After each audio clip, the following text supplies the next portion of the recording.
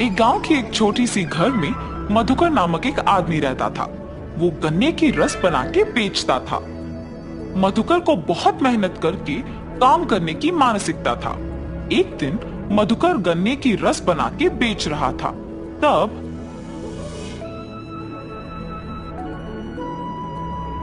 मधुकर, तुम गन्ने की रस बहुत अच्छा बनाते हो। हाँ मधुकर, तुम्हारे हाथों में जादू है। ऐसे गन्ने की रस पीते मधुकर की प्रशंसा करते थे लोग।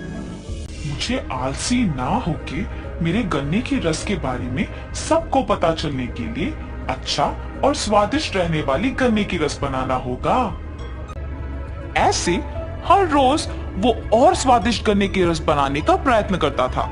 वो दिन प्रतिदिन स्वादिष्ट और ताजा गन्ने की रस बनाने के कारण उस गांव में बहुत प्रसिद्ध था।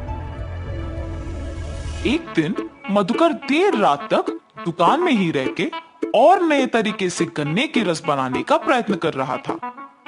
मुझे कल आज से बेहतर गन्ने का रस बना के बेचना होगा। ऐसे सोचकर दुकान में ही रह के गन्ने का रस बना रहा था। इतने में उस गांव में घूम रही एक देवता उस तरफ से गुजरते हुए प्यासी होने के कारण गन्ने की रस का दुकान को खुला देख सोचती है, लगता है वहाँ कोई गन्ने की रस का दुकान खुला है। कम से कम उससे मेरा प्यास बुझेगा। लेकिन मैं ऐसे नहीं जा सकती हूँ। ऐसे सोच के देवता एक आदमी की नकल में दुकान को जाती है। भाई साहब, मुझे बहुत प्यास लगी है। एक गिलास गन्ने का रस मिलेगा? जी भाई साहब, अभी मैं इनको अदरक और नींबू को मिला के बनाए हुए गन्ने की रस देता हूँ। अगर अच्छा है तो वो मुझे बोलेंगे और मैं कल से ही सबको बेच सकता हूँ। ऐसे सोचकर वो अदरक और नींबू मिला के गन्ने का रस बना के उस आदमी को देता है। वो आदमी रस स्वादिष्ट रहने पर एक और ग्लास मांगता है। अरे वाह, तुम गन्ने का रस बहुत अच्छा बनाते हो। अगर तुम हर रोज इसी वक्त पे अपना दुकान खुला रखते हो तो मैं आकर गन्ने का रस पी के चला जाऊंगा। मेरे पास पैसे नहीं हैं। ऐसे कहकर मधुकर को स्वादिष्ट गन्ने का रस बनाने के लिए एक बैग देकर चला जाता है। मधुकर उस बैग को जब खोल के देखता है तो उसमें सोने को देख खुश होता है। मुझे हर रोज इस समय तक दुकान को खुला रखना होगा, तभी मैं और पैसे कमा पाऊंगा। ऐसे हर दिन वो उस आदमी के आके रस पीने तक दुकान खुला रखता था। वो देवता एक आदमी के नकल में हर रोज आके रस पी के उसे एक सोने का बैग देके चली जाती थी। मधुकर हर सुबह ज्यादा मेहनत करके गन्ने का रस बना के उसे बेच के मिलने के पैसे से ज्यादा उसे शाम में उस आदमी के एक गिलास पीने से कमा रहा था।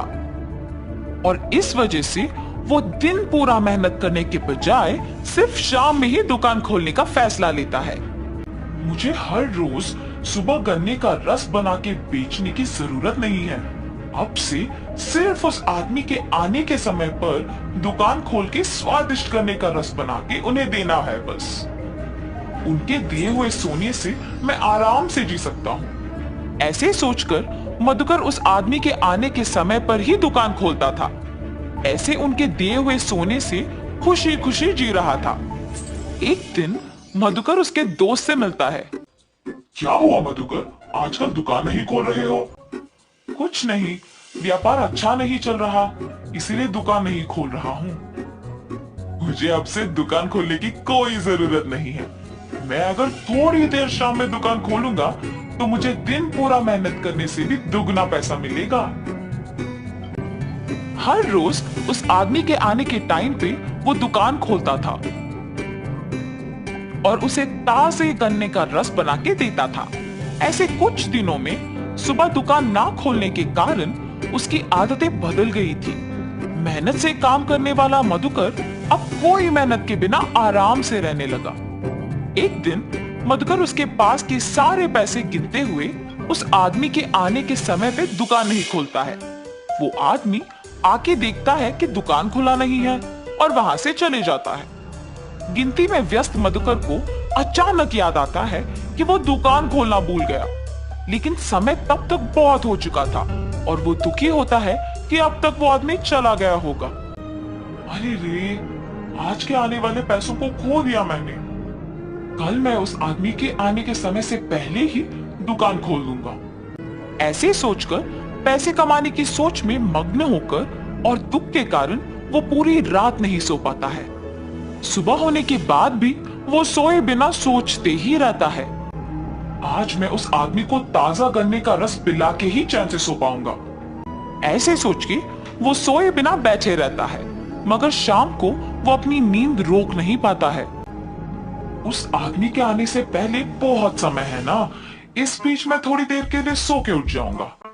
और सो जाता है। ऐसे उस आदमी के आने के समय पे भी सोते ही रहता है। आदमी जब गन्ने का रस पीने दुकान आता है तो दुकान फिर से बंद रहता है। ये दुकानदार न जाने क्यों आजकल अपना दुकान नहीं खोल रहा। कल भी दुकान बंद ही था। कल से यहाँ ना आना ही बेहतर होगा। ऐसे सोच के वो आदमी वहां से चला जाता है और जब तक मधुकर उठता है तब तक तो बहुत देर हो चुकी होती है। हाय भगवान, आज भी मैं दुकान खोल नहीं पाया। वो आदमी आकर देख के चला भी गया होगा। अगले दिन वो ध्यान से दुकान उस आदमी के आने के समय पे खोलता है, लेकिन बहुत देर इंतजार करने पर भी वो आदमी लौट के नहीं आया। ऐसे मधुकर कुछ दिन और इंतजार करता है, मगर वो आदमी लौट के नहीं आता है। उस आदमी का लौट के ना आने का वजह मैं ही हूँ। मेरे 2 दिन दुकान ना खोलने की वजह से ही उसने आना बंद कर दिया। मुझे दुगना पैसा मिलने पर मैंने मेहनत करना बंद कर दिया। मेरे पास के पैसे सारे खत्म हो जा रहे हैं। अगर मैं कल से वापस दुकान को हमेशा की तरह सुबह नहीं खोला तो मुश्किल हो जाएगा। अगले दिन से वो सुबह ही दुकान खोल के गन्ने का रस बना के बेचना शुरू करता है, मगर बीच में कुछ दिन आलसी बनने के कारण काम नहीं कर पाता है। लेकिन खुशी से जीने के लिए अपने आप को बदल के मेहनत से गन्ने का रस बेच के काम करने लगता है। कुछ दिनों में वापस उसे मेहनत की आदत लग जाती है। उसे उसकी गलती का एहसास होता है और तब से वो आसानी से गन्ने का रस बना के उसे बेच के उसी पैसों से खुशी खुशी जीता है। तो इस कहानी का नैतिक क्या है? मेहनत से जीने की जरूरत एक आदत बनना चाहिए, तभी हम अच्छे स्थान में रहेंगे और साहस से हर मुश्किल का सामना कर सकते हैं।